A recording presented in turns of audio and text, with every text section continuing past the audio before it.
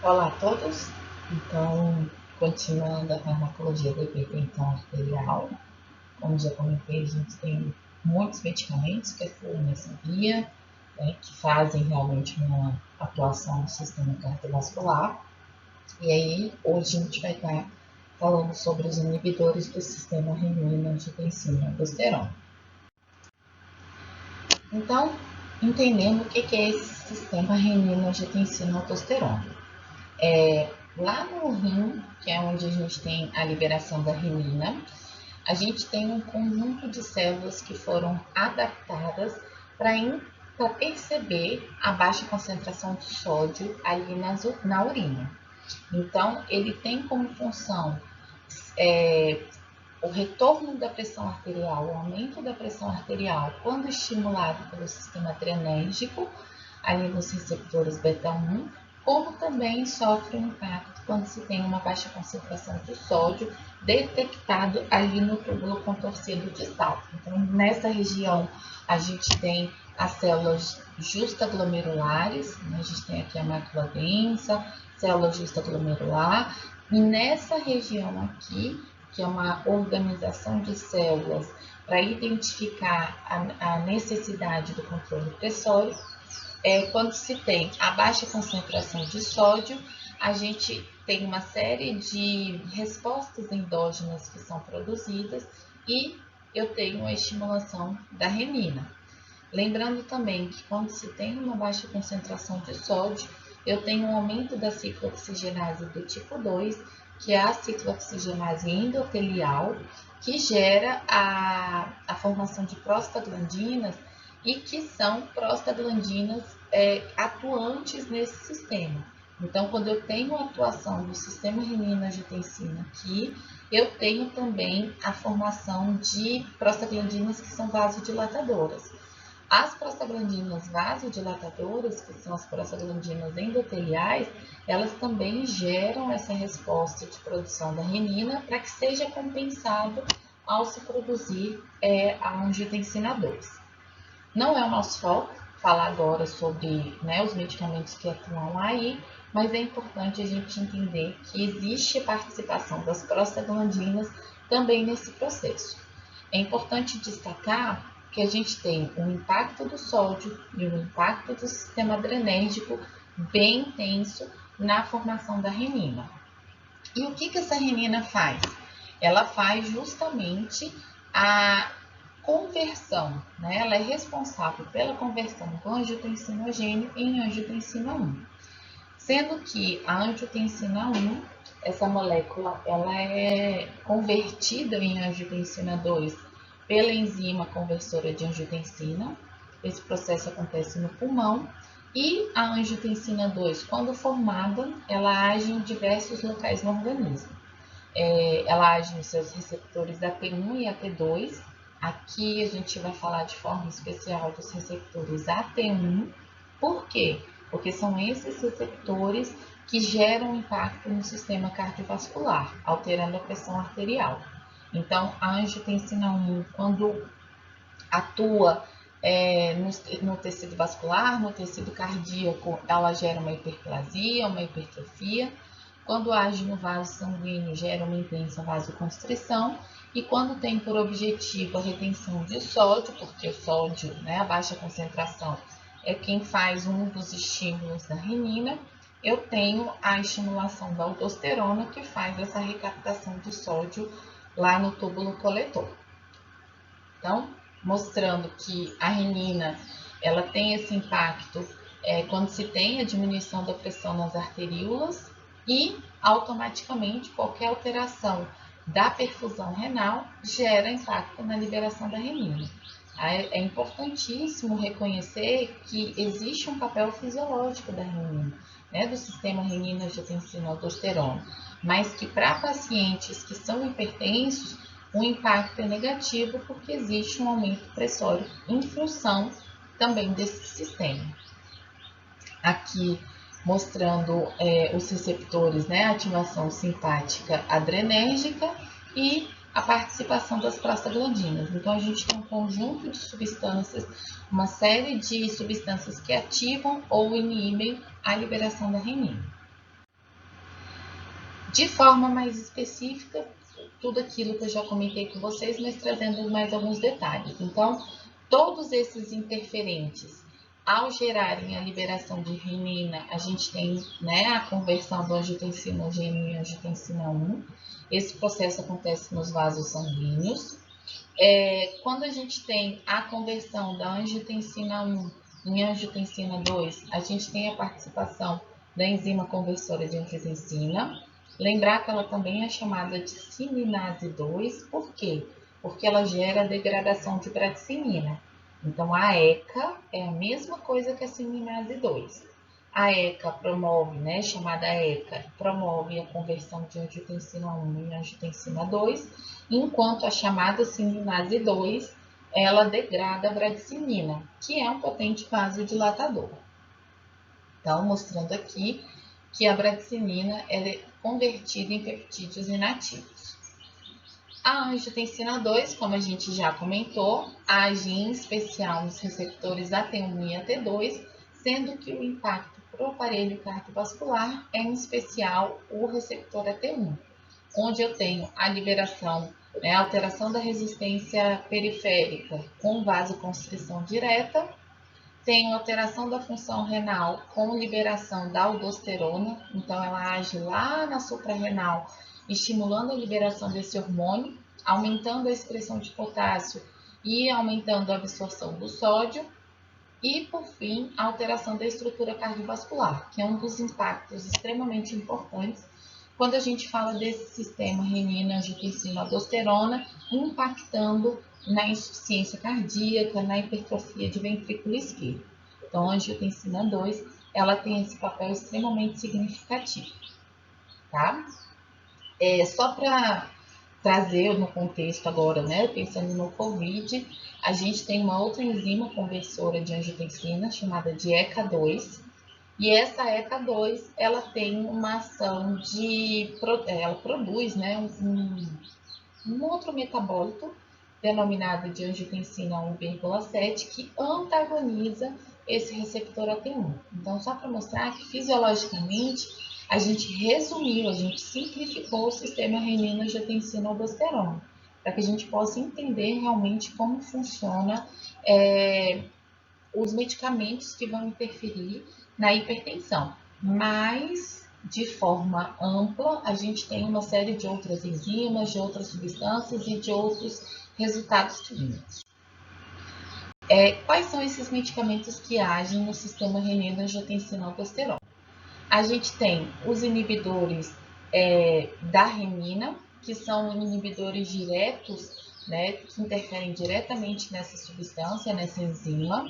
O principal representante é o aguisquireno, que já é vendido no Brasil, né, já tem a permissão de venda, porém, a gente vai ver que ele acaba não tendo tanta utilidade clínica, porque os inibidores da ECA e os bloqueadores de receptores de angiotensina, eles têm resposta muito significativa. Então, acaba que não teve um interesse clínico na utilização, mas ele existe.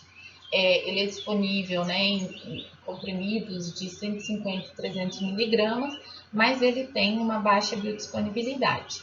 Apesar dessa baixa biodisponibilidade, né, que é a quantidade de fármaco que chega na corrente sanguínea, ele tem uma alta afinidade e uma alta potência. Então, mesmo em pequenas concentrações, ele consegue inibir de forma eficiente a renina.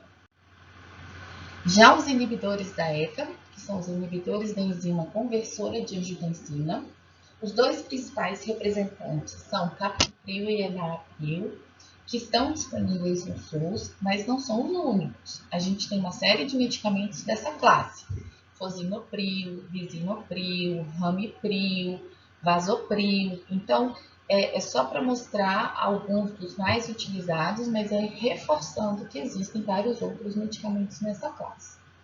O captopril, ele foi o primeiro fármaco produzido dentro dessa classe. Ele tem um início de ação rápido, então em 30 minutos a gente já consegue ter o efeito de redução pressórica desse medicamento e por isso ele é muito utilizado na urgência hipertensiva. Qual o problema que tem em relação ao captopril? O captopril ele tem uma meia-vida mais curta, em torno de 8 horas, e que por isso a gente acaba tendo uma dificuldade pensando em esquema posológico. Quanto menor a meia-vida, maior a quantidade da frequência posológica no tratamento. Então, no captopril, para que ele seja efetivo, ele tem que ser administrado pelo menos 2 vezes ao dia. Uma vez ao dia ele faz a cobertura da pressão arterial, reduzindo essa pressão, mas ele não consegue sustentar nas 24 horas esse efeito. Então, é indicado que, no mínimo, o captopril seja prescrito 2 vezes ao dia. Uma outra informação extremamente importante é a biodisponibilidade reduzida na presença de alimentos. Essa redução é em torno de 40%. Então, se a gente pensar numa dose, né, de 100 miligramas, eu estou jogando fora esses 40 miligramas devido à presença do alimento. Então, nessa condição, é muito importante que se faça o uso do medicamento em jejum ou pelo menos de 1 a 2 horas após a refeição, tá? O ideal mesmo é sempre em jejum 30 minutos antes. E isso precisa ser descrito para o paciente, porque para ele é muito mais fácil utilizar junto com a alimentação. É muito mais fácil para o paciente entender e não só lembrar, mas existe sempre aquela situação de que o medicamento causa um desconforto, né, gastrointestinal. Então, associar o alimento pode diminuir a biodisponibilidade desse medicamento. Um outro representante que a gente tem, que é o enalapril, ele é um profármaco, e aí relembrando conceitos, né, de farmacologia básica, o profármaco é aquele medicamento que precisa ser ativado para formar realmente a substância que é o fármaco, que é o que vai agir, promover o seu efeito farmacológico. Então, o enalapril ele é hidrolisado por esterases no fígado e ele acaba, em virtude de ser um profármaco, conseguindo ter uma biodisponibilidade melhor que a do captopril. Então, ele pode ser utilizado com alimentos, ele não tem essa interferência. Por quê? Porque somente ele só vai ser degradado, se vai sofrer interferência, quando ele chegar no fígado para formar o fármaco, que é o enalaprelate. O enalaprelate ele é um inibidor altamente potente, isso quer dizer que é preciso de pequenas doses para conseguir promover o efeito farmacológico. E também tem uma meia-vida maior que a do captopril, então ele pode ser administrado de 1 a 2 vezes ao dia. Quais são as principais reações adversas do enalapril? Tosse e angedema. Não só do enalapril, como do captopril, tá? Os inibidores da enzima conversora de angiotensina, como eu já comentei, eles também vão inibir a degradação da bradicinina, que de certa forma é interessante, porque a bradicinina é um vasodilatador, então ele potencializa esse efeito de redução pressórica dos inibidores da ECA, mas a bradicinina, principalmente ela localizada ali no pulmão, onde ela é normalmente degradada, ela pode causar tosse. Essa tosse é uma tosse que tem uma característica muito parecida com a tosse alérgica, é uma tosse seca, uma tosse que tem uma predominância noturna, mas ela não necessariamente só acontece nesse período, ok? Então, é lembrar sempre que a tosse ela pode estar presente, mesmo depois de muitos anos de uso do medicamento. Então, apareceu esse evento, a gente precisa trocar o princípio ativo. Posso trocar lá do captopril para enalapril? Não. Lembrando sempre que o captopril tem maior chance, inclusive, de trazer essa reação adversa. Mas, apareceu tosse, apareceu angedema, essa reação adversa está diretamente relacionada ao mecanismo de ação. Então, o que é necessário fazer? A troca da classe farmacológica. O angedema, a gente tem uma frequência muito menor quando comparado com a tosse, mas ele pode estar presente principalmente quando se existe associação de outros fármacos que geram um aumento da bradicinina.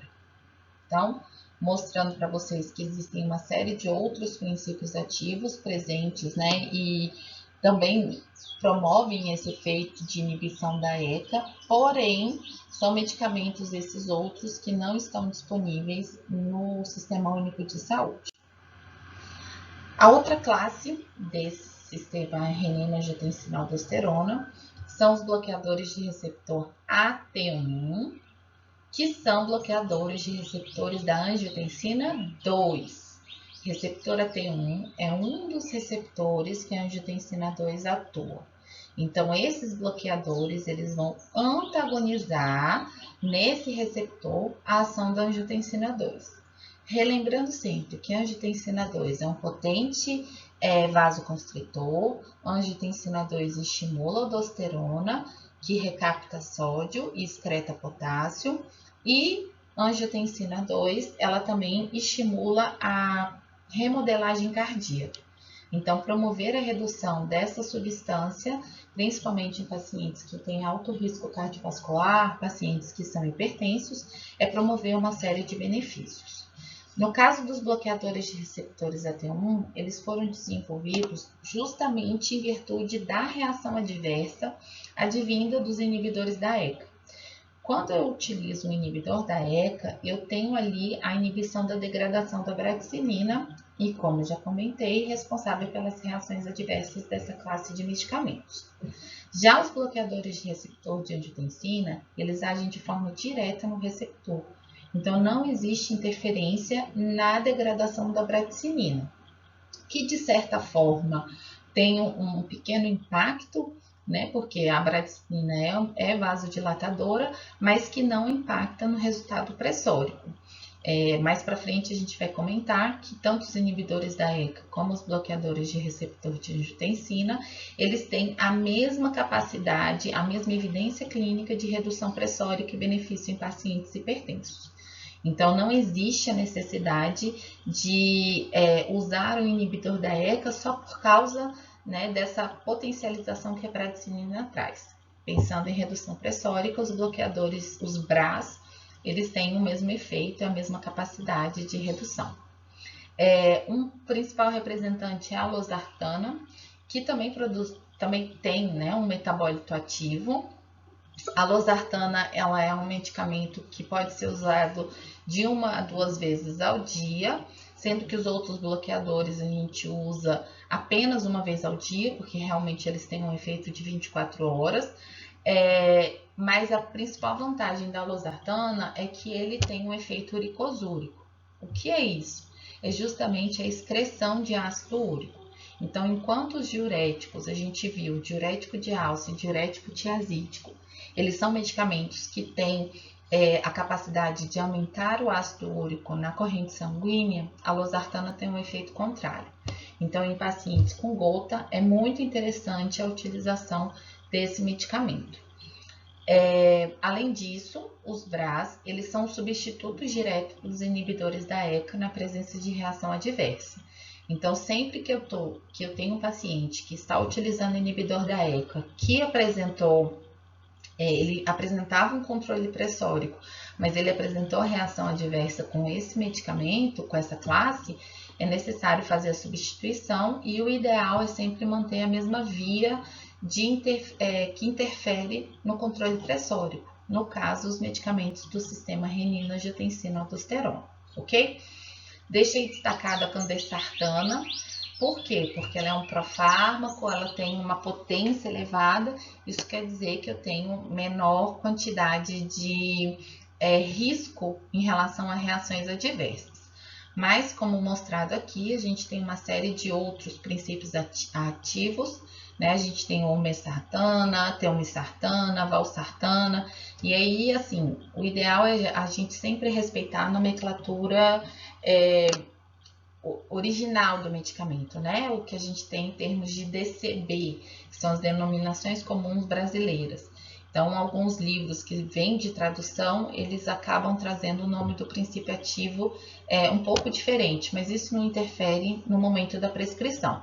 Então, a DCB, ela coloca os bloqueadores de receptores de angiotensina no feminino, tá? Então, nesse livro, que foi do Goodman, eu tenho um nome no masculino, mas não tem interferência, ok? Uma situação importante é que os medicamentos que agem no sistema renina-angiotensina-aldosterona, eles são medicamentos que têm alguns efeitos especiais. Eles são nefroprotetores, cardioprotetores, reduzem a resistência insulínica, porém extremamente teratogênicos. Por que são nefroprotetores? Porque eles conseguem inibir a vasoconstrição da arteríola eferente, que é a arteríola que sai ali do glomérulo, que é onde a angiotensina 2 tem grande impacto. Então, ao gerar uma inibição da angiotensina 2 naquele local, eu consigo promover uma nefroproteção e automaticamente isso tem benefícios não só nos pacientes com doenças cardiovasculares, mas também em pacientes com diabetes mellitus. Com relação à cardioproteção, é aquilo que eu já comentei, em relação à angiotensina 2. Ao inibir a angiotensina 2, automaticamente eu tenho uma diminuição da remodelagem cardíaca, né? Do impacto em relação à remodelagem cardíaca. E aí, trazendo também mais uma informação que eu não comentei, a aldosterona, ela também tem esse efeito de estimulação da remodelagem cardíaca.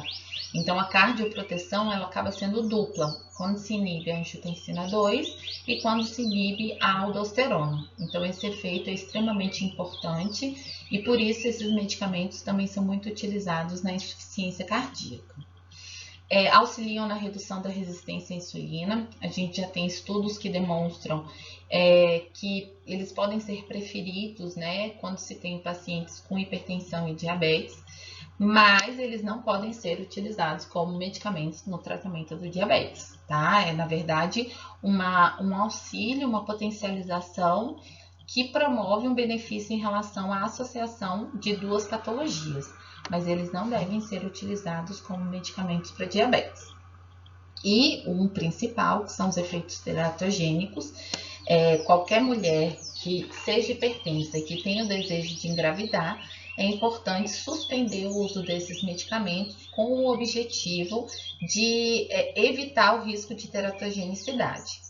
Caso uma mulher engravide sem, né, o planejamento esteja utilizando esses medicamentos, eles precisam ser suspensos imediatamente para que não se tenha consequências em relação a isso.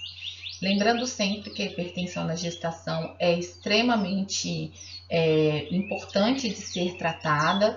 Então, se a mulher ela já tem uma hipertensão, ela precisa mais ainda ter um cuidado durante a gestação, ok? Porque existe realmente prejuízo não só para a mulher, mas também para a criança. Então, a gente precisa ter um olhar em especial para gestantes hipertensas e lembrar que, apesar dessas duas classes elas trazerem uma série de benefícios, na gestação elas não são indicadas. Resumindo, como eu falei, a gente tem 3 classes principais que agem no sistema renina-angiotensina-aldosterona. Ali embaixo aparece também a espironolactona, porque ela age na aldosterona, ela é um antagonista da aldosterona. Então, de forma resumida, estão aí todos os medicamentos que participam desse processo de redução pressórica. Lembrando que à direita a gente tem aqui a bradicinina, que tem aquele impacto, como eu comentei, de vasodilatação, mas que não tira o benefício dos bloqueadores de receptor de angiotensina no tratamento do controle da hipertensão arterial.